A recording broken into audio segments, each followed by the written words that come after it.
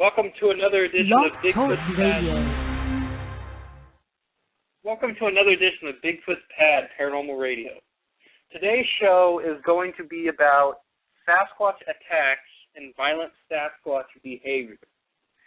On the line with me right now, I have the Mothman Warrior 1.0. Hi guys. Also known as Nick. And also known as Nick. And the Archangel, also known as Brent. Hey, what's up? And our switchboard is giving us a few problems right now, so whenever that finishes up. All right, so I was going to say, did you have any news, Nick, or anything that you wanted to share before the show begins? Well, I can't think of anything right now at this minute. I can think of, if I remember something, I'll bring it out and share with everybody. All right. Well, since our switchboard's not working, I guess I can't really do an intro, so. Oh. But anyways, so, Nick, before we get deep into this,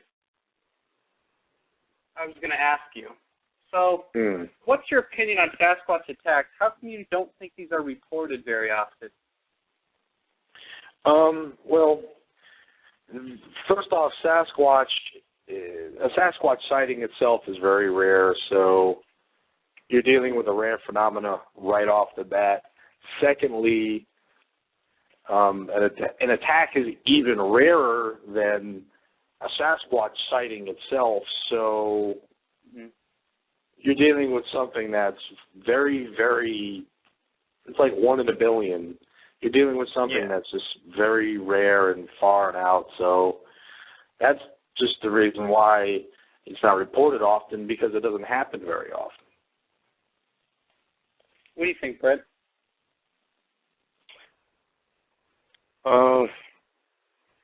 The way I see it is, it's kind of some people think it's kind of hard to believe that you actually saw Bigfoot, let alone be attacked by one. Mm-hmm. So maybe that's why they're kind of like unsure of themselves if they should even say anything about it, because who's gonna believe? Like most people, or most skeptic people wouldn't believe that you actually saw Bigfoot, and then if you told them I was attacked by a Bigfoot, they'd probably just laugh in your face. Yeah. Yeah. What was I going to say? So, you think that these attacks happen more often than are reported, is what you're saying, Brent? Or you're not really saying that? No, not really that they happen more often, but I mean maybe there's a lot of unreported Sasquatch attacks, but I mean not like an absurd amount. Mm-hmm. I was going to see if Ken wanted to call in here in a second, but anyways, while I do that, so I was going to start with a few little sightings here and there. I guess that's how we'll do. I'll just say a few little sightings. First of all, before we get to it actually attacking people, I was going to talk about aggressive behavior. Nick, I was going to say, you and me watched this television program a long time ago, I guess Brent did too, where there's a few scientists camped out in a cabin in Canada, and apparently they drew this creature into their cabin. It was throwing rocks at their cabin, and I guess it had broken into that cabin in the past. And the only way to get there is by float plane, so there's no way that this could have been a random person. So, Nick, I was going to say, is there any way you could talk a little bit more about that for a second? Okay, I believe it may have been an episode of Monster Quest, and I think the Bigfoot was going up to the cabin on a regular basis and attacking the people who would rent the cabin out. And in order to see if something was attacking the cabin, they put the nail board. They put a board with some upright nails near the windows.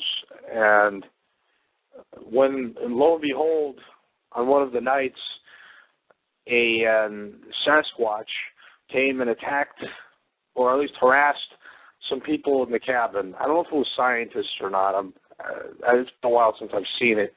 And after the Sasquatch attacked the people or harassed the people, it stepped on the nail board, and in my opinion, it left some of the best evidence for Bigfoot ever. It left some blood.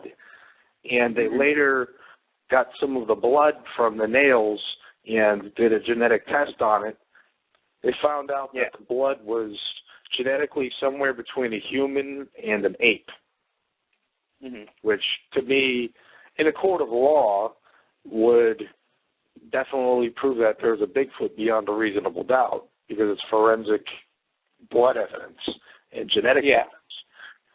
So, in my opinion, the blood evidence that the scientists got on that incident is one of the best pieces of evidence for Bigfoot ever. I don't want to go out on too much of a limb, but it might even be better than the Patterson film, because,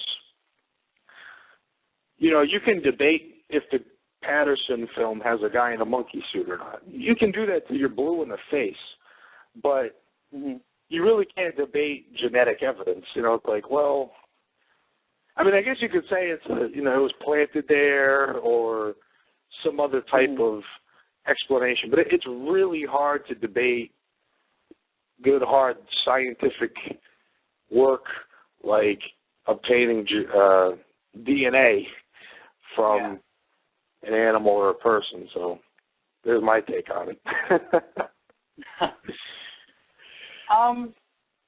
Something to go along with that. I was thinking, so do you think that these violent attacks, are they triggered by human activity in the area, or do you think that it's sort of like a personal basis, like a human being, in the sense to where they sort of have their own attitudes and their own take on everything?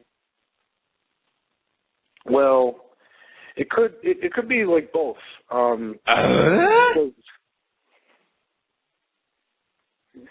Because when a human intrudes into an animal's territory, an animal, a large, especially like a Sasquatch, would get very aggressive, I think, and it would try to kick the people out.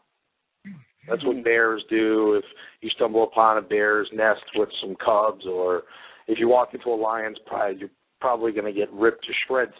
So when there's a large, powerful animal such as a Sasquatch, it's going to try to get you out of its territory.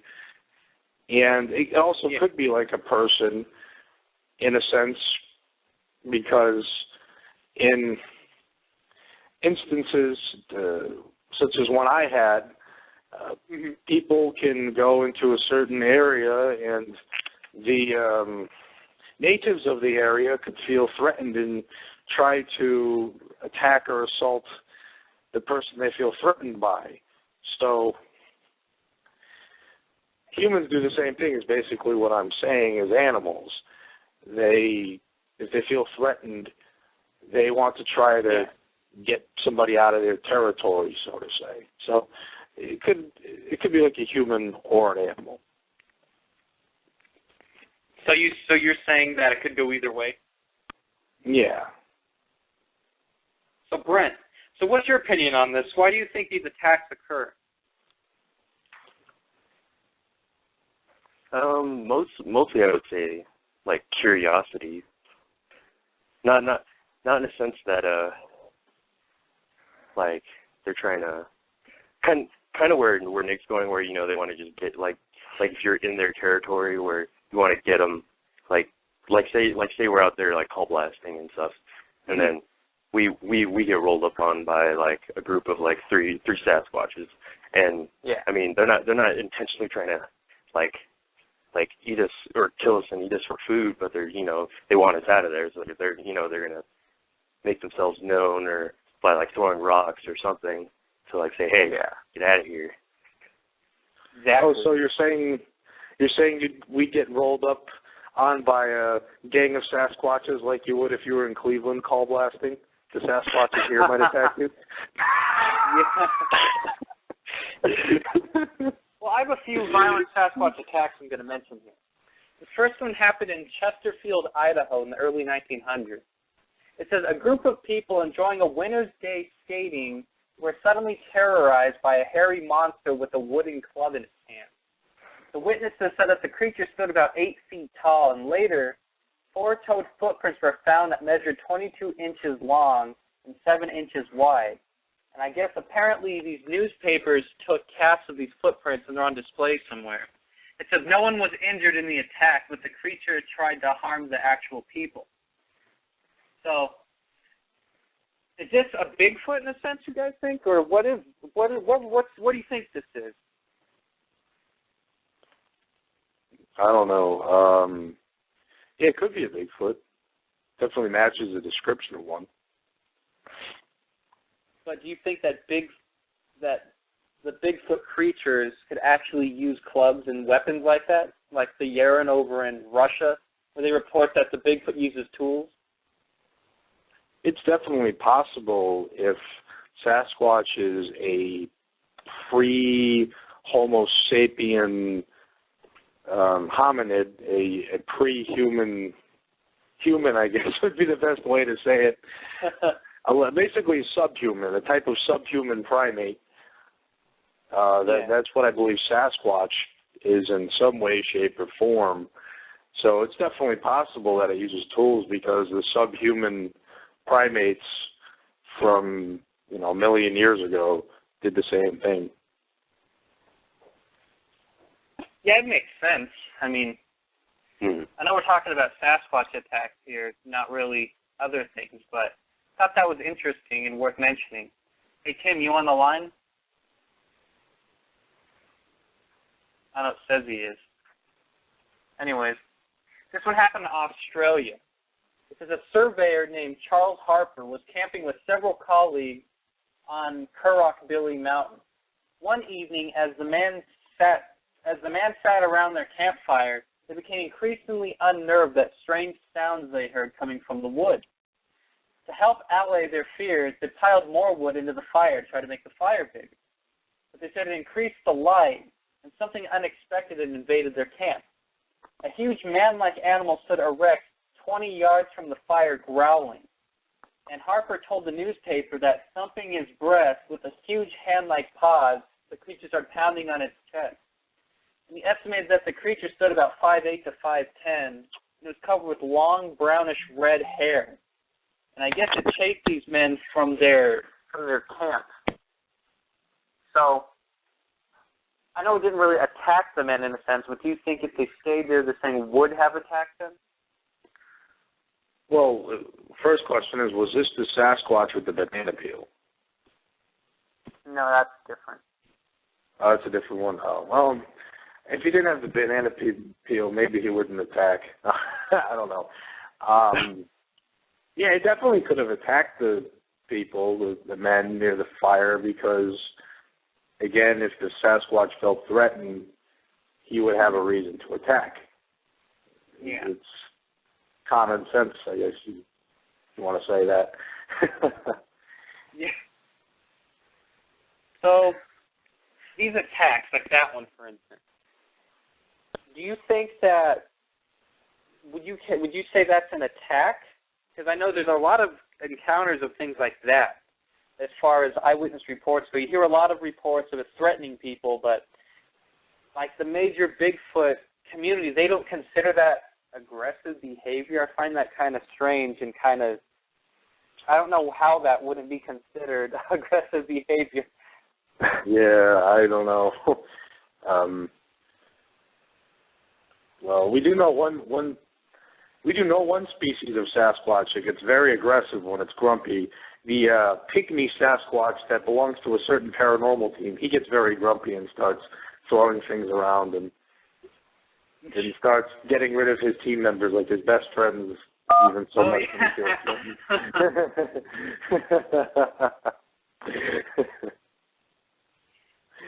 Oh, God. I'm looking for the BFRO. There's a thing on their website I'm trying to look for.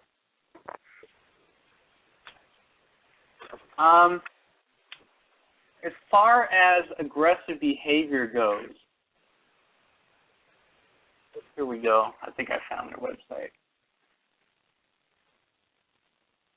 Well, Brent. What's up? Is there anything you wanted to mention real quick while I find this?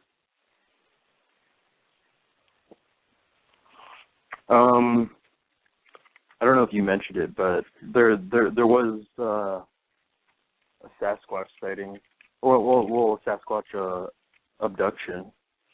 I don't know if you talked about that yet. You can talk about it. I don't know the exact date, but it was back, I would say, in the 1900s maybe. But anyways, it was a man camping. He wasn't camping. He was going out hunting for, like, in the forest for a week. I don't know exactly where it was, but one night he was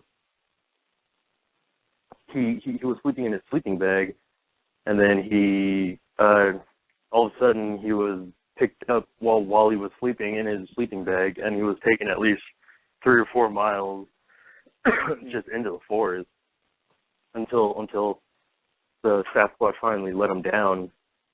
And then that gave him a chance to, run away. Mhm. So I thought that was pretty crazy. Well, Tim, are you on the line? Yeah, I'm here. I was going to say, is there any way you could talk about that case in British Columbia where the guy was abducted by the Sasquatch? Because Brent was talking about that. Yeah, the one Brent was referring to? Yeah, well, I can't remember the guy's name. Brent just mentioned it, but you know more about the facts, remember more of them than I do, so. Yeah, I forget the guy's exact name. It was in British Columbia in the early 1900s. Like Brent said, he was like a man of the wilderness. He was out there hunting and fishing and whatnot, and he was just kind of an explorer. And I guess, like Brent said, he was sleeping in his sleeping bag and was evidently carried away by one or more of these creatures. And eventually, like Brent said, several miles down into the forest, they eventually let him down. And he said, luckily, he had all of his supplies in his sleeping bag. So, while they carried him away, he didn't lose any of his stuff. So he said eventually, the creatures were just sitting there watching him. So he said he brewed a cup of coffee, if I don't remember right. And he said the creature grabbed a pot of a thing of his coffee and drank it. Mm-hmm. And the man also had some snuff. And he said the creature grabbed way too much snuff and ate it too. And then, of course, it made him thirsty. So that's when the creature finally walked off to get something to drink, and that's when he kind of made his getaway. So that's as much as I know about that case. So, would you consider that aggressive behavior or a Sasquatch attack, or what would you consider that? Well, I don't know. It's not really aggressive. It's aggressive in the fact that it kind of kidnapped him, but at the same time, maybe it was just, maybe it was just being curious, trying to scare him away, and maybe wanted to see what he would do or something. I don't know. Yeah. I know there's those stories where Sasquatch supposedly has mated with women over in Nepal and all that. They have legends of that. But that would be a sight. Oh, God. I don't even want to imagine that. Well, I went to the BFRO website, and their frequently asked question. It says, are they dangerous? It says there's literally thousands of credible eyewitness accounts of Sasquatch sightings. Most are from the last 100 years or so, but out of the hundreds of reports, there's only one story of a person being killed by a Sasquatch. And personally, I don't really believe that, but anyways, it says there's more behavior of it threatening humans and more cases of it stalking humans than any others. But that doesn't count as aggressive behavior, I guess, according to them. Well, Jer, you know how this story plays in the pages of the book of yesterday with a certain Sasquatch that we have watched a DVD over and over about. It's one of our favorite DVDs, The Legend of Boggy Creek. And the Fouke, Arkansas Sasquatch, if I remember correctly, it was very aggressive with people, wasn't it? Yeah, there was, speaking of the Fouke monster, to go along with the article I was talking about, there was an individual who was actually, I hate to say this, he was on the toilet, and I guess it reached through the window and grabbed the guy while he was on the toilet and tried to pull him through the window, but it ended up not being able to get a good grip on him. Yeah. And then there was some babysitters down in Arkansas that were babysitting. I guess the creature literally it ripped through the screen and tried to crawl through the window, but they scared it away. And I don't know if it's like a territorial thing or if it wanted food. Like, I guess it wanted to eat the people or what the deal was. Yeah, I'm not really sure why it was motivated to attack, but here's the thing. Pretty aggressive with a lot of people. If the BFRO has this video posted on their homepage, like the whole entire movie, how could they say that there is no violent behavior besides one story if that's clearly violent behavior? Yeah, just from the Fouke incident alone, you can see many examples of violent behavior by Sasquatch. So, yeah, the fro is full of BS. Well, I have an interesting story. It says it's from Teddy Roosevelt, called The Wilderness Hunter. It's in one of his books from 1890. It says, a chapter in Roosevelt's book recounts the story of two trappers who were stalked by a Sasquatch-like animal in a remote region in present-day Wyoming or Montana. One of the trappers fired his rifle at the Sasquatch during the first night in a new location, apparently missing. But the stalking continued. The trappers' camp was twice found ransacked, and this occurring the day while the trappers were out checking their beaver traps. And it says after the second night, the trappers decided to vacate the area. Prior to their departure, while collecting their traps, the men split up. One was delayed for a few hours as he prepared the beaver caught in last night's traps. As he headed back to camp, the body of his friend was found later that day near the campfire.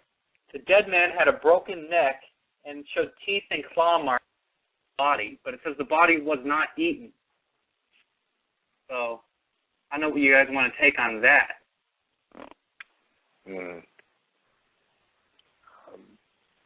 Well, obviously there's signs of a violent struggle between the man and the beast. So I'll bring up a court of law analogy and say that if you have a dead body with a snapped neck with tooth and claw marks in it, you really can't deny that there was, the matter of fact is the person was killed and the murderer or killer was some sort of a beast. And with the Sasquatch sightings in the area, I think it's logical to say that the Sasquatch did it. I don't think it's illogical or irrational to say differently. I mean, to say that. Someone might be able to say it was a bear or some other type of animal, which it very well could have been. We weren't there when it happened. But given the fact that this Sasquatch was around these people very often, it seems to me that the Sasquatch would be the most likely culprit of this killing. Well, the thing you also have to remember is this creature was literally stalking and following them for, it said, 2 or 3 days, and they'd seen the creature itself ransacking their camp. So I guess it doesn't really say exactly what the claw marks or anything looked like, but you have to imagine what else. It's just a coincidence that the same exact animal capable of doing the killing was in their camp for days before the body was found. Yeah, it's definitely one heck of a coincidence. So I would just say again that the most probable killer of this guy was that Sasquatch. Yeah. But you also have to imagine, I understand other animals can break the necks of people, I guess. Oh, would yeah. be the best way to say it. But I guess you figure if you were an ape and you got in a fight with somebody, don't you think that would be one of the first things you would aim for to try to take out your opponent? Oh, yeah. I've never studied what a gorilla does to a human when they attack, but going for the neck seems to be something that many large animals do when they attack. So, again, a Sasquatch would probably go for the neck as well. Well, Tim, I was going to say, while we're on the subject of attack, can you talk about that story from, what was it, India or China, where the yeti with the goat herder? Well, I just kind of know the basics, but I guess there was a story in Nepal. I know it was, I believe it was Nepal. There was a goat herder. She and her family, they owned a farm, and they were out grazing their cattle and sheep and everything, goats, and, they knew about the legend of the Yeti, and they knew better than, they said they never really traveled in this one area, but evidently one day, I don't know why they went over there, but she said she was over there herding her goats and everything.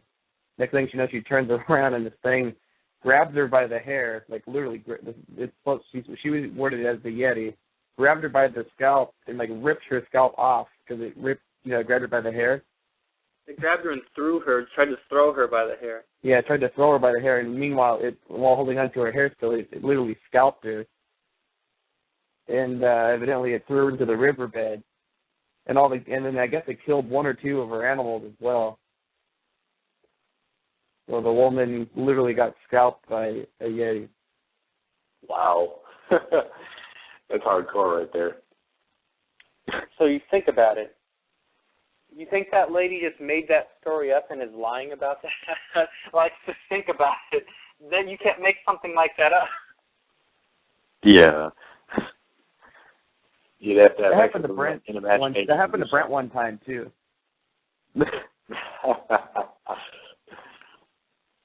Brent got his scalp ripped out and he got thrown into a riverbed. Yeah, that happened on the last time we went to our secret location. He had to get a scalp transplant from some guy in a car accident, like they do with other organs. Didn't you, Brett? Yeah, that's kind of a sore subject. Let's not talk about that. Oh, God. Yeah, that's definitely abusive behavior and aggressive behavior right there from Bigfoot. Yeti. Yeah, well, I know Jeremy and I have talked about this in the past, but aren't the Sasquatches down in Texas very aggressive? From what I understand, I hear there's mostly mixed sightings again, but yeah, I heard it's like, for some reason, it just seems like the skunk ape or southern Bigfoot is more aggressive generally than the other Bigfoots. Yeah. I don't know what it is. There's more like violent reports down there of them, scary reports down there of them. Yeah, I know. I recall that. Do you remember any of the specific reports off the top of your head, Jer, of any skunk ape attacks? Skunk ape attacks? Well, I do know of some stories of where people have seen them carrying dead animals over their shoulder, under their shoulder, or there's a story of it attacking some wild hogs. Speaking of it, that's what it was, the Honey Island swamp monster that you and Brent seen the documentary with me. The guy said that apparently in the Bradley Slough down in, I guess, Louisiana, I guess they said apparently that there was dead bodies found in the riverbed down there. They attributed them with murders, I guess, people that had become missing. They were saying that they were murders, but I guess the bodies were found with broken necks, just like that Teddy Roosevelt story down in that. I mean, it wasn't exactly in the Bradley Slough, but it was around that area. I was saying, do you guys remember that? Yeah. Yeah. Mm-hmm. Well, I do have a skunk ape story I could think of. It dates back from the 1800s, though. Oh, go ahead. It was featured on Monster Quest also. Evidently, I forget the whole story, how it began, but evidently the lynch mob went out trying to hunt this creature in the early 1800s, tried to kill this creature, and while they were sleeping one night, it raided their camp and literally murdered like 6 or 7 of the lynch mob members. So the lynch mob was screaming off with its head? What's that? The lynch mob was screaming off with its head? Yeah, probably. Well, yeah. I know of a story. There's a story, it was told to us. I guess there were some people that were staying in a cabin in a deserty forest area, and I guess apparently one of the, I guess two Bigfoots showed up at their cabin, and I guess they wanted to fight with the occupants of the cabin. Do you remember that, Brent? Not really. I vaguely remember it. I was going to say because, what do you call it? Do you remember that, Tim? No, I don't.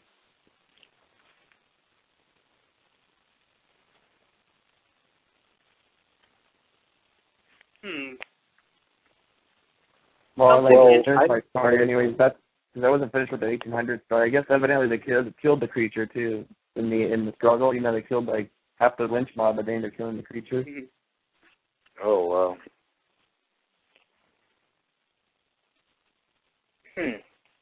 Well, while we're talking about the effects of, I guess, stalking the creature stalking it.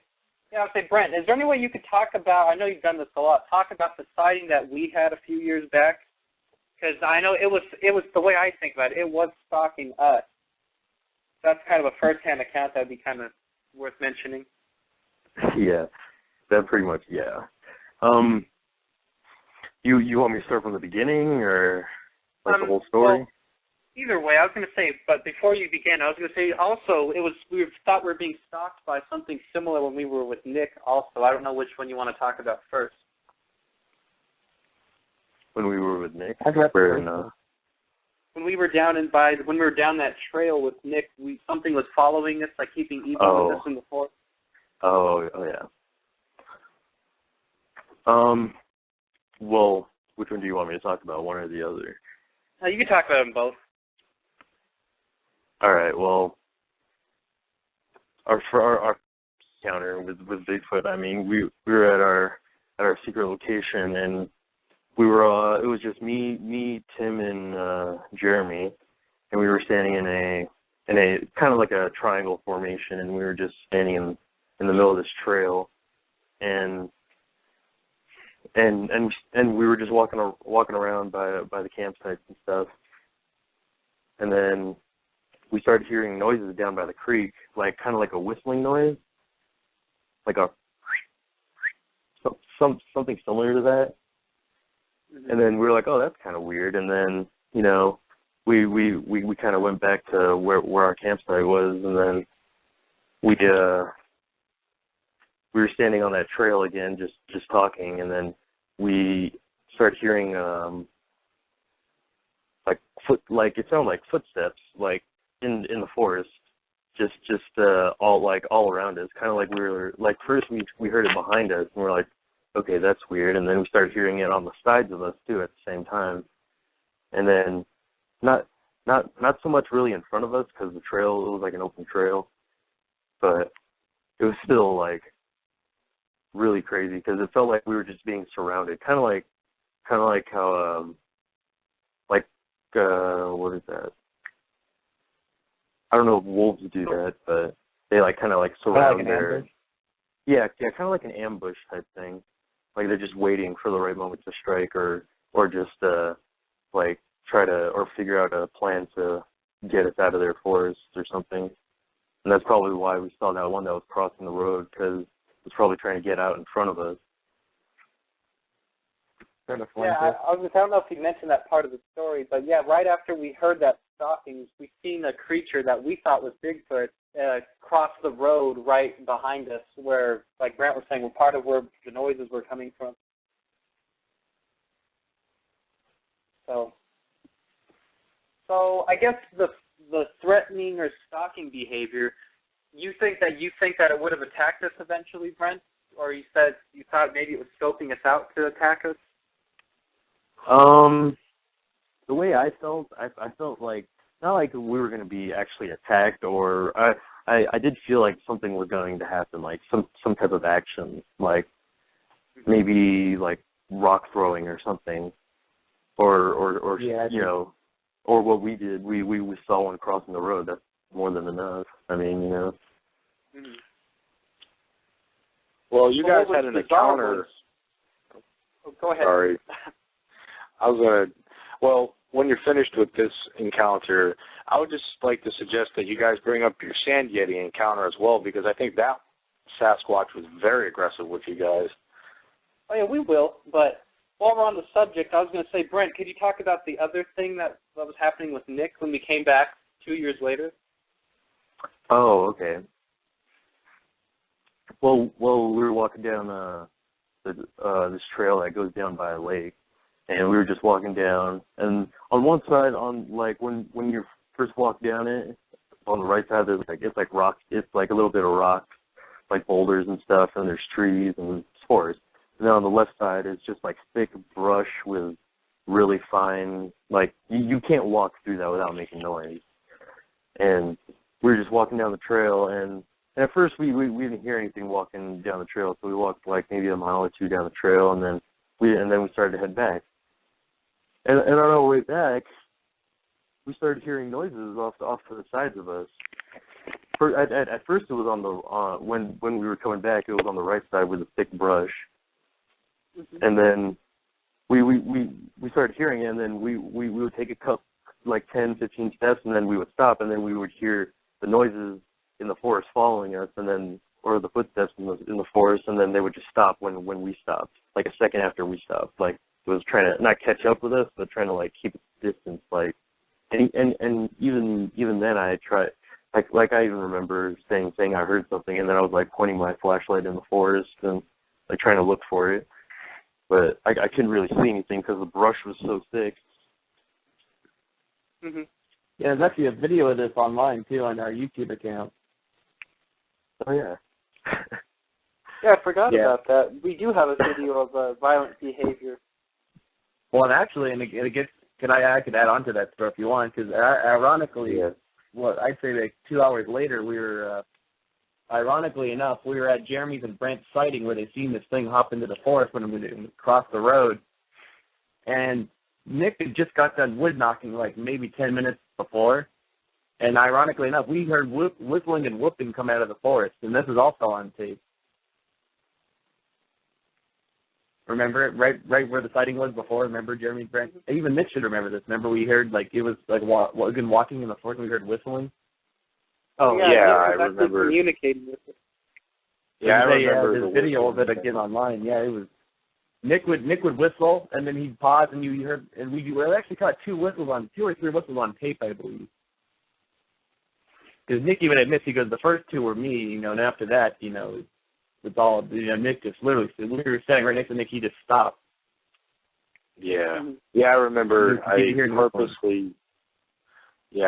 purposely said, these are my first two whistles right here, and we waited for like a minute or so, and then afterwards there were some whistles that came from the woods. So it was like not even intense. It was so ironic in the fact that it was like not even within 30 feet of Jeremy and Brent's sighting of the Bigfoot from the 2 years before that. That'd be crazy if it was the same one. Well, we're going back there. We're going back there in September, so we'll get something. I'm hoping so. Yeah, every time we go back, we're with more and more technology with this. So this time around, we'll do our best to get it back. Well, this time, what we're going to do is we're going to have Brent put on a suit made out of raw beef, and we're going to put pheromone chips in the beef and have Brent walk around by himself. Yeah. He'd probably get a visit from our furry friends that we saw on the way back to the campsite that night. Oh, yeah. So, when this thing was stalking us, the question that's coming from our Facebook is, Brent, do you think this was a cougar or a bear? Is there any possibility what we've seen across the road could have been a cougar or a bear is what they're asking? No. The cougar or bear, no. This creature was way bigger than any bear or cougar. Because I've seen cougars, I've seen bears. I mean, I know what they look like: bears, grizzly bears, black bears, all that. Mm-hmm. So, I mean, when I saw this, I saw, as everyone says, an upright walking creature that was covered from head to toe in hair, and I couldn't get it. I couldn't get a good look at its face, but it was definitely a Sasquatch. Well, Jared, didn't you say that the Sasquatch kind of leapt? It made a leap across the street, more or less. It did like a movement that a bear or a cougar most likely wouldn't make. I managed to see it probably 2 or 3 seconds longer than Brent did, but when I initially saw it, it was walking like at a normal speed. Like, it didn't think that I seen it. But when I was watching it for about a second, and then all of a sudden I hit it with my spotlight, and the thing took off running. So I got kind of a side profile view from almost like at an angle, like a 90-degree angle to it. And then whatever it was took off running, then it leapt into the forest. And I guess Brent said he's seen it take 1 or 2 steps and then leap, is what he said he's seen. Yeah. It was like 1 step, and then I saw its back foot going into the forest. Well, I saw in it. Oh, go ahead. Oh, go ahead, Brent. No, you go ahead. Well, I just saw it, just like what Jeremy saw, like a side profile of it just going into the forest. Like 1 step, and then it took another step, and on the second step, it was like the back leg I could see going into the forest. You had something you I remember when you guys were looking at it, I was looking the other way, and I remember I turned around and I just seen the sheer look of terror on you guys' faces. I heard it. Don't get me wrong. I heard it leap into the forest. I remember you guys were like, "Holy shit, something's over there," and I looked over that way and I heard something. But the funny thing was, right when you guys heard that, I was thinking I was hearing something, when the way I was facing, the complete opposite way. Like Brent was saying, there's another one. Yes, you know where that big dumpster was at. Yeah. You know what I mean, right where the parking area is? Yeah, I was facing that way, and I thought I heard one that way, too. Yeah, like I said, I'll never forget that, the sheer look of terror on Brent and Jeremy's face, especially Jeremy.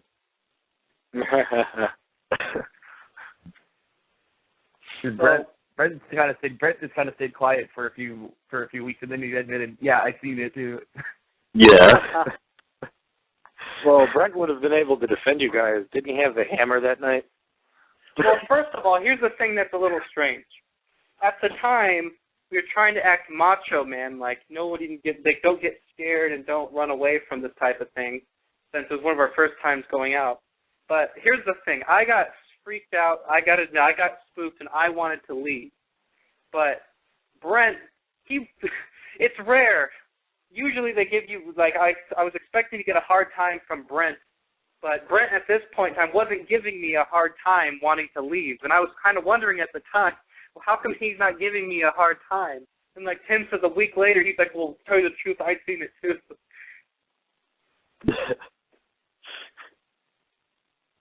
But yeah, that's definitely a hotbed of activity in that place. There must be some sort of a nest or wherever it lives is in that area. Maybe it's on their migration trail. If they migrate during the different seasons, maybe it's right in the dead path of their migration or something. Yeah. So I guess in September we're going to take a week and a half long trip going to different Bigfoot locations, so that should be exciting.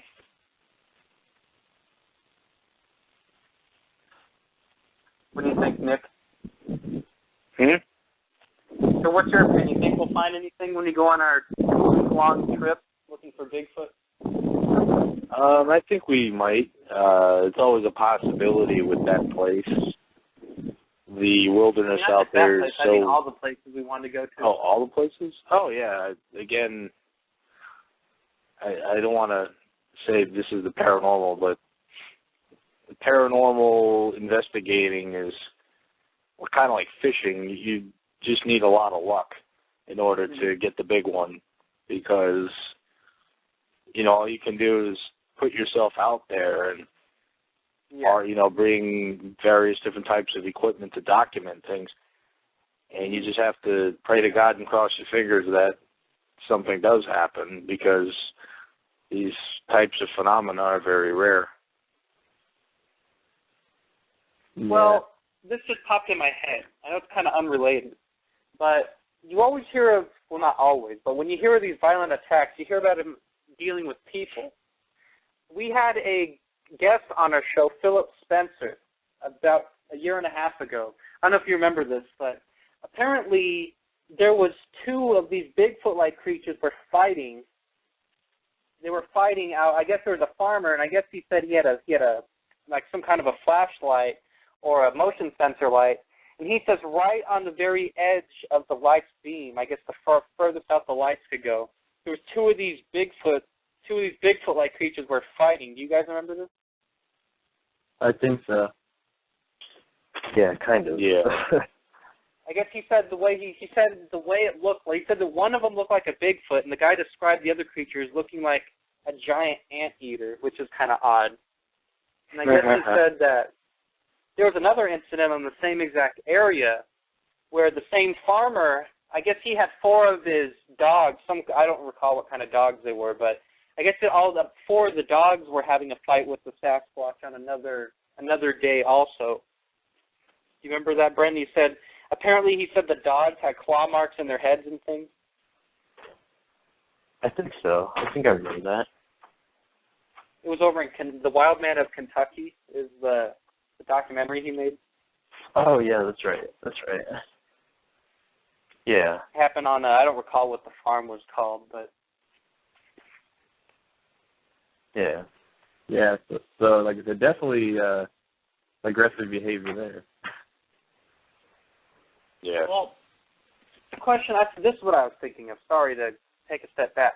When the 2 Bigfoots were fighting each other, do you think that it's only natural that they would have aggressive behavior towards each other?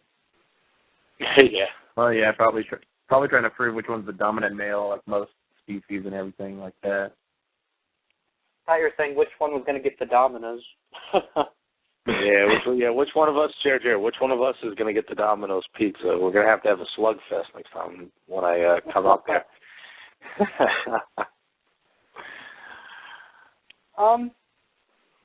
Here's an interesting story. It comes from Zhejiang, China, in 1957. It says in the Zhou province, Zhou Fudi is the name of the person, and it happened in a populated Chinese province. It says, the lady heard her daughter screaming. The girl had been tending to the family's cattle, and Zhou Fudi, the lady's name, hurried to see what had happened. She was startled to see her daughter struggling futilely in the powerful arms of a young yeti, the Asian version of the Bigfoot. And I guess Zhou Fudi rushed at the yeti with a stick and began to beat the creature with this wooden stick. It began to escape through a rice paddy field, but was slowed by the thick mud. More women from the village joined the woman in beating the creature to death. So terrified they were of the strange creature that they cut the carcass into pieces. And it says, eerie cries of mourning were heard from the hills the next day. That's how the story goes. Damn, that's pretty hardcore. Wow. Yeah. Yeah, I've had various friends of different Asian nationalities in Vegas, and yeah, those moms, when they get angry, they pick up anything around them and they turn it into a very deadly weapon. So I thought Nick was gonna say he himself had beat a yeti to death with a stick. But I thought he was. Yeah. I'm He-Man. I can go out and beat yetis to death, and I can wrestle with a Sasquatch and win. I do that all the time. Wow, but I mean that's a really good story. That's a really good story to prove if it's aggressive behavior, though. Yeah. The only thing is, I've never heard of I've heard of the yeti being mean, but I've never heard of the orang pendek or the, and I've never heard of it being very aggressive at all. It's always just kind of locking keeps to itself. Well, isn't there an American story where a band of Sasquatches, I think out in California, tried to push a cabin over a hill. Oh, yeah. That was 8 Canyon, Washington, or 8 Canyon, Montana, one of the two. Oh, okay. But it was there was a couple of loggers in the 1800s. They were logging in this area. And I guess this Bigfoot-like creature kept coming around their camp in the daytime while they were working. And they kept scaring the bejeebies out of the loggers. So one of the loggers one day decided to take a shot at one of these Bigfoot. So I guess he shot the Bigfoot and apparently killed it. So it was either that night or the next night, about 5 to 10 Bigfoot literally tried to push these guys' cabin off of the cliff. I guess they reported there was rocks being thrown at the cabin, and they were trying to bust through the windows and the doors, and I guess that they were actually shooting their shotguns and rifles through the walls of this log cabin, trying to make the Bigfoot stop.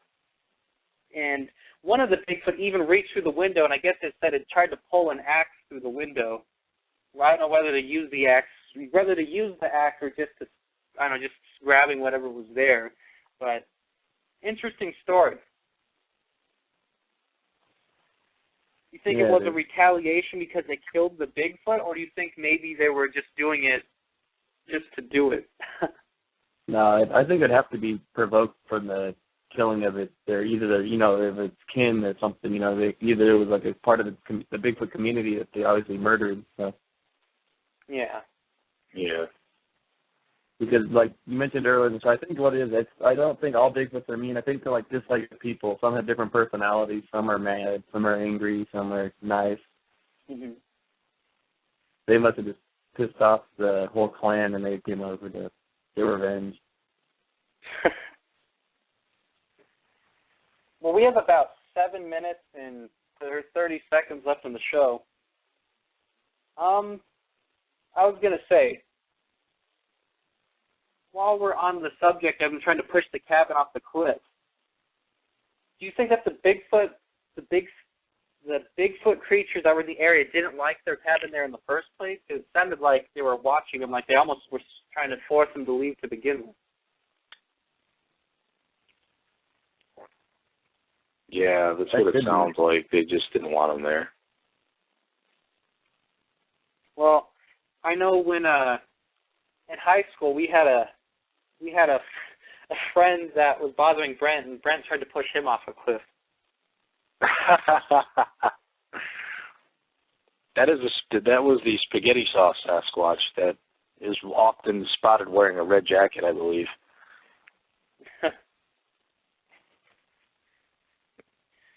Well, Brent, Nick was saying, is there any way you could talk a little bit about the aggressive behavior we've seen or heard by the Bigfoot and Blue Diamond?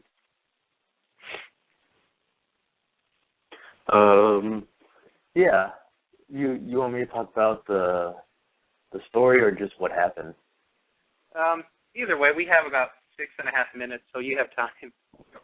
Oh, okay. Well, we were in Blue. We were chilling in the park in Blue Diamond. We were just looking around, and I think it was around what time did you say it was, like 12 or 1 o'clock in the morning? Yeah, probably. Yeah, and then we're just sitting in the parking lot, and then we heard some wild burros. So they were like hanging out in the park, eating the grass and stuff. And then all of a sudden we heard this loud, like, bellowing scream that we could tell, like, I thought it was like on a loudspeaker or something, and someone was messing with us at first, but it was like so loud that it was it kind of like echoed through the entire town, that tiny town that Blue Diamond is. Mm-hmm. And that just like scared the bejesus out of me. Well, for our listeners that don't know about Blue Diamond, is there any way you could talk a little bit about like the scenery or where it's at? Well, it's located next to Red Rock, which is it's out by itself, probably about 15, 20 minutes from Summerlin, I guess you could say. Yeah. And it's just out in the mountains, kind of tucked away, like in its own little corner. But It's mostly desert out there, desert and like barren mountains, but there's a lot of places out there for a sand yeti to hide, and there's caves, and there's a creek there also, so I could see why it wants to come back to it wants to be in Blue Diamond, because there's that creek over there. Mhm. So, I know we talked to Michael Slade about this. Would you say that the desert Bigfoot is more aggressive than the forest Bigfoot?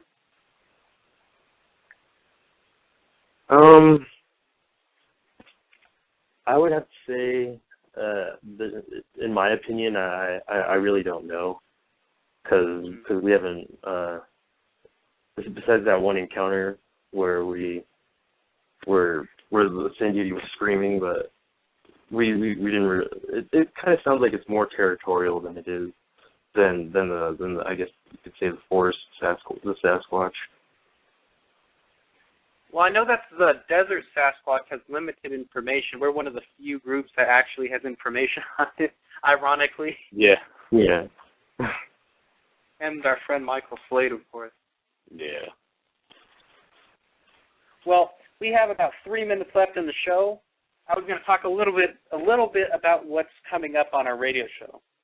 I guess we're going to have a show tomorrow. We're not exactly sure what the topic is yet, but you guys have any ideas, Nick or Brad? Not at the moment. I'll definitely think of something and let you know. Are we looking at a weather control show part 2 yet? Probably do that next Saturday. That has to have its own show for that. Oh, okay.